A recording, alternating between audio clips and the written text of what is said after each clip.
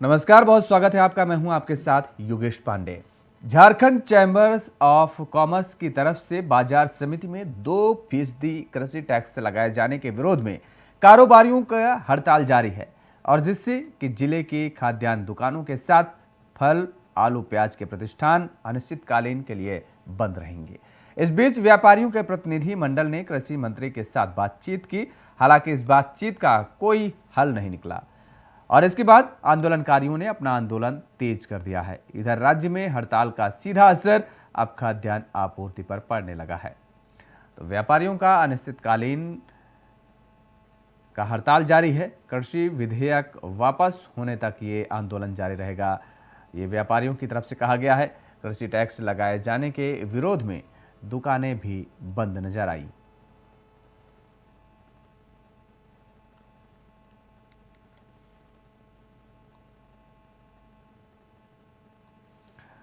झारखंड में प्रदर्शन हो रहा है और आपको बता दें कि लगातार ये प्रदर्शन तेज होता नज़र आ रहा है। व्यापारियों की तरफ से प्रदर्शन किया जा रहा है और एक कहा जा रहा है कि दरअसल कृषि विधेयक वापस लिया जाए और जब तक ये कृषि विधेयक वापस नहीं होता तब तक ऐसे प्रदर्शन जारी रहेगा। तस्वीरें आप देख सकते हैं किस तरीके से ये व्यापारी उग्र नजर आ रहे हैं और प्रदर्शन करते नजर आ रहे हैं।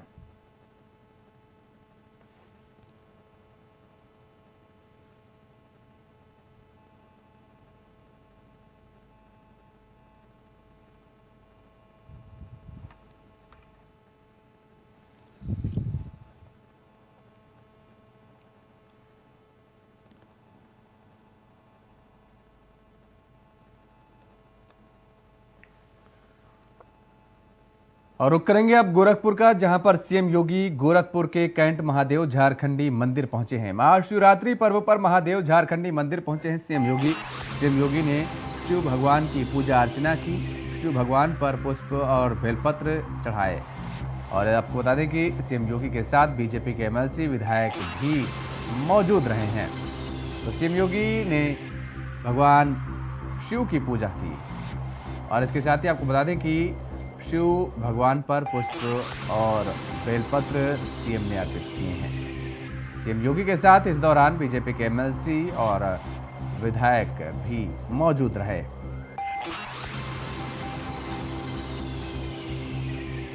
गोरखपुर की तस्वीरें हैं जहां पर सीएम योगी गोरखपुर के कैंट महादेव मंदिर पहुंचे हैं और यहां पर पहुंचकर सीएम योगी ने पूजा अर्चना की है। महाशिवरात्रि पर्व पर सीएम योगी गोरखपुर कैंट महादेव मंदिर पहुंचे जहां पर भगवान शिव की आराधना की।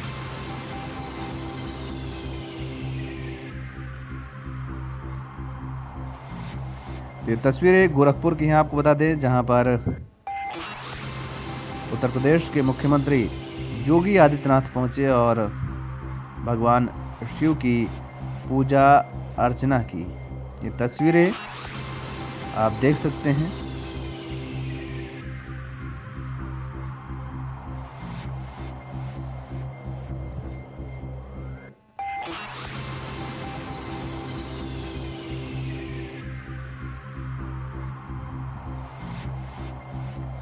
ये तस्वीरें गोरखपुर कैंट महादेव मंदिर की हैं जहां पर आपको बता दें कि मुख्यमंत्री योगी आदित्यनाथ पहुंचे और पूजा अर्चना की यहां पर सीएम योगी ने।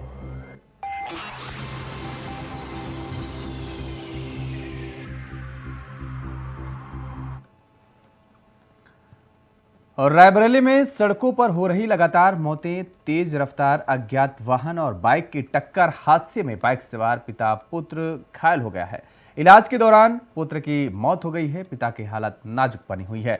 जिला अस्पताल में इलाज चल रहा है। भदोखर थाना क्षेत्र के शारदा नहर की ये घटना बताई जा रही है जहां पर हादसा हुआ है। रायबरेली में लगातार हादसे हो रहे हैं। आपको बता दें कि एक और ये बड़ा हादसा हुआ है। हादसे में बाइक सवार पिता पुत्र घायल हुए हैं। इलाज के दौरान पुत्र की मौत हो गई है और पिता की हालत नाजुक बताई जा रही है।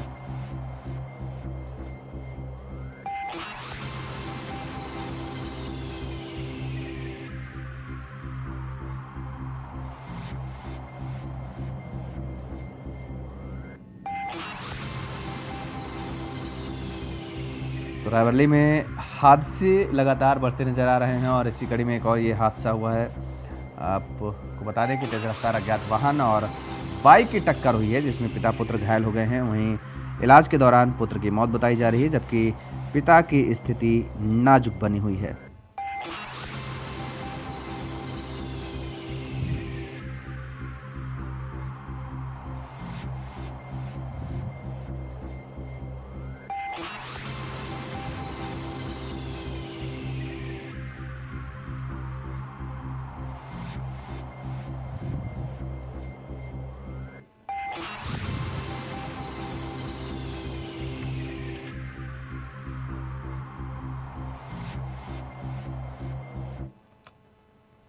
और अब रुख करेंगे लखनऊ का, जहां पर बंद घर में चोरों ने सेंधमारी की है।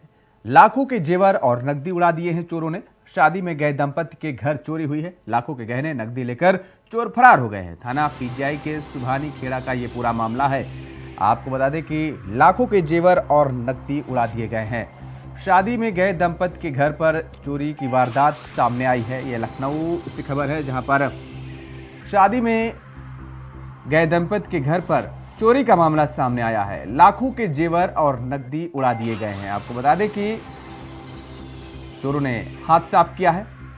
शादी में गए दंपति के घर चोरी हुई है। थाना पीजीआई के सुभानी खेड़ा का ये पूरा मामला है, जहां पर बंद घर में चोरों ने सेंधमारी की है। आप तस्वीरों में देख सकते हैं किस तरह से सामान बिखरा हुआ पड़ा नजर आ रहा है और घर में चोरी की वारदात को अंजाम दिया गया है चोरों की तरफ से। दरअसल दंपति शादी में गया हुआ था और घर में ताला बंद था, जिसके बाद चोरों को मौका मिला और चोरों ने अपना हाथ साफ कर दिया। सेंधमारी की है चोरी की वारदात। ये थाना पीजीआई के सुभानी खेड़ा से सामने आई है, जहां पर बंद घर में चोरों ने सेंधमारी की है और लाखों की जेवरात और नकदी लेकर फरार हुए हैं। और इसी खबर पर ज्यादा जानकारी के साथ हमारे संवाददाता चंदन वर्मा हमारे साथ फोन लाइन पर बने हुए हैं। चंदन, क्या कुछ पूरा मामला है? ये चोरों ने हाथ साफ किया है पीजीआई थाने क्षेत्र के अंतर्गत? बिल्कुल, मैं आपको बता दूं, ये पीजीआई थाना क्षेत्र में सुभानी खेड़ा है। वहां पर जो है ये फौज से रिटायर्ड श्याम कुमार रहते हैं अपने फैमिली के साथ। वो जो है शादी में गए हुए थे, उनके पारिवारिक शादी थी, वहां गए हुए थे। उसके बाद जब दूसरे दिन सुबह पहुंचे, यानी कल, जब वो कल पहुंचे तो उनको घर का ताला टूटा हुआ मिला। उसके बाद जब अंदर गए तो अंदर अलमारी का भी ताला टूटा हुआ मिला, सामान बिखरा हुआ मिला। उसके बाद जब बात की गई तो पीड़ित परिवार का कहना है कि करीबन 20 से 22 लाख रुपए का जो जेवर था, मैंने अपनी दोनों बेटियों के लिए शादी के लिए बनवा के रखा था, वो जेवर और साथ में करीबन 1.25 लाख रुपए के करीब पैसा भी जो है वहां से चोरी हुआ। हालांकि इसमें पुलिस ने मुकदमा दर्ज कर लिया है, लेकिन पुलिस अभी तक सीसीटीवी खंगाल रही है। पुलिस के हाथ अभी कोई सुराग नहीं लगा। जो अधिकारी है उनका कहना है कि जल्द ही इस घटना से पर्दा उठेगा। जी, परिवार की तरफ से क्या कुछ संदेह जताया जा रहा है? बिल्कुल, परिवार की तरफ से संदेह, परिवार भी जो है यही बता रहा है कि जो ऐसी कभी कोई घटना हुई नहीं है, लेकिन जो ये पहली घटना है हमारे मोहल्ले में। तो ऐसा माना जा रहा है कि वाकई में चोर पहले से ही रेकी कर रहे थे। उसके बाद जब ये लोग घर पे नहीं थे तो चोरों ने जो है मौके पर पहुंचकर ताला तोड़ा और वहां से नकदी और जेवर लेके वो फरार हो गए। हालांकि पुलिस की अगर बात करी जाए योगेश, तो पुलिस अभी तक जो है सीसीटीवी चौराहे पे और आसपास के जो सीसीटीवी है वो खंगाल रही है, लेकिन अभी कोई सुराग पुलिस के पास नहीं आया है। ऐसा। बहुत बहुत शुक्रिया तमाम सारी जानकारी देने के लिए चंदन।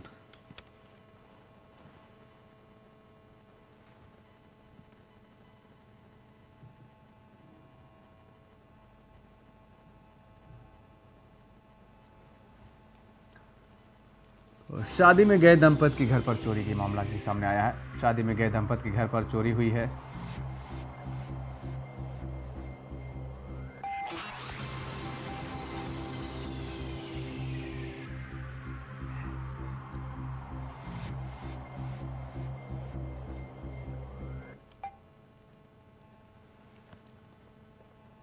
निखत और ड्राइवर नियाज से 3 घंटे पूछताछ चली है। रिमांड पर लेकर पुलिस लाइन में ये पूछताछ हुई है। मददगारों के बारे में मिले कई अहम सुराग।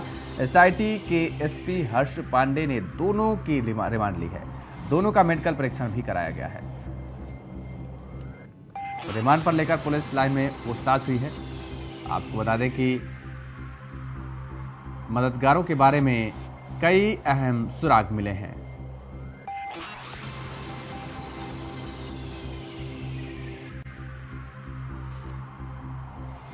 एसआईटी के एसपी हर्ष पांडे ने रिमांड पर ली है। दोनों का मेडिकल परीक्षण भी कराया गया। निखत और ड्राइवर नियाज से 3 घंटे पूछताछ चली है। रिमांड पर लेकर पुलिस लाइन में पूछताछ हुई है। मददगारों के बारे में कई अहम सुराग मिले हैं। एसआईटी के एसपी हर्ष पांडे ने दोनों की रिमांड ली है। ये खबर आपको बता दें कि जहां पर दोनों का मेडिकल परीक्षण भी कराया गया है और दोनों को रिमांड पर लिया गया है। पूछताछ की गई है। पुलिस लाइन ले जाकर के निखत और ड्राइवर नियाज से 3 घंटे पूछताछ चली है।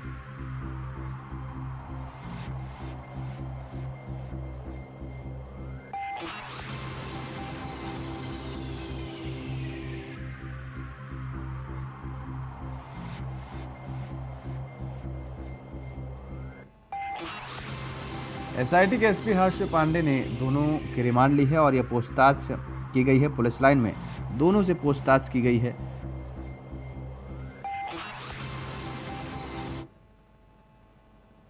और यहां पर रुकेंगे एक छोटे से ब्रेक के लिए। ब्रेक के बाद फौरन हाजिर होते हैं। और ब्रेक के बाद एक बार फिर आप सभी का स्वागत है। इस बीच आपको सीधे लिए चलते हैं नागपुर, जहां पर केंद्रीय गृह मंत्री अमित शाह क्या कुछ कह रहे हैं वो आपको सुनाते हैं।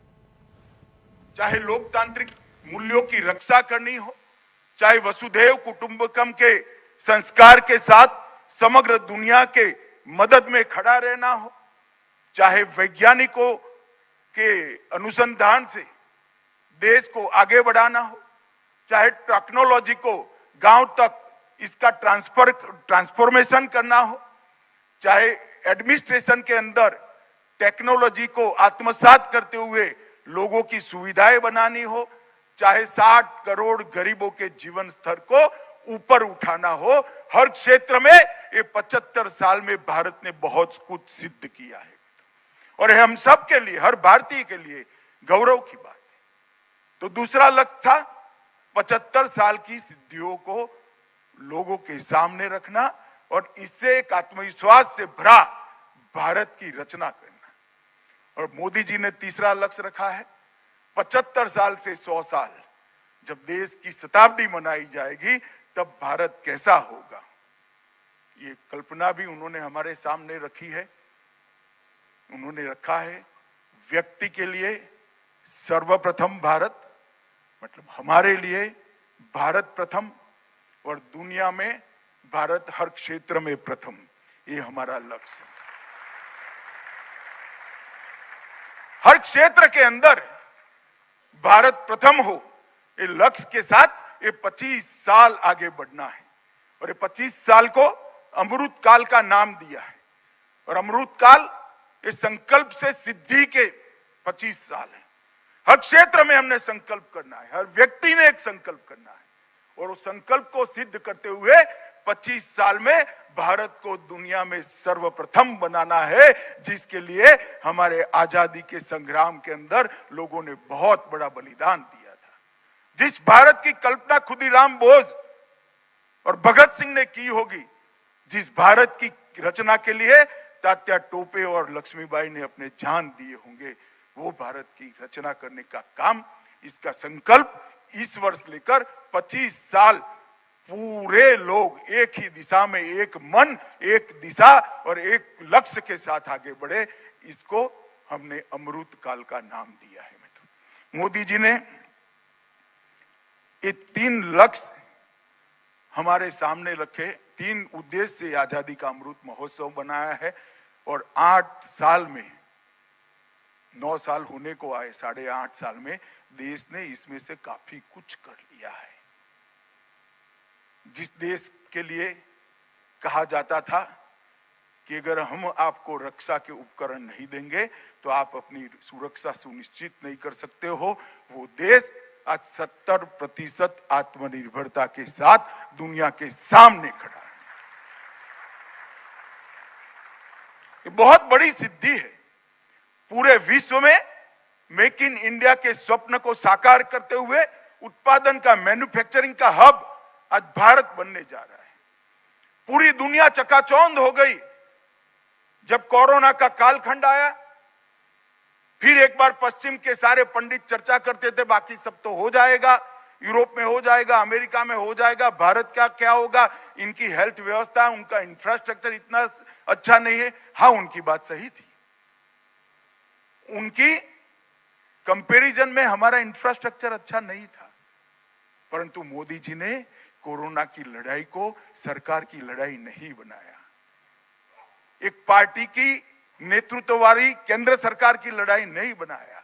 उन्होंने केंद्र सरकार, राज्य सरकार और 130 करोड़ लोगों को जोड़कर कोरोना की लड़ाई को जनता की लड़ाई बनाया और विजय प्रस्थापित की, विजय प्राप्त की। कोई कभी सोच नहीं सकता किसी गैजेट के नोटिफिकेशन के बगैर 130 करोड़ लोग जनता कर्फ्यू का पालन करेंगे।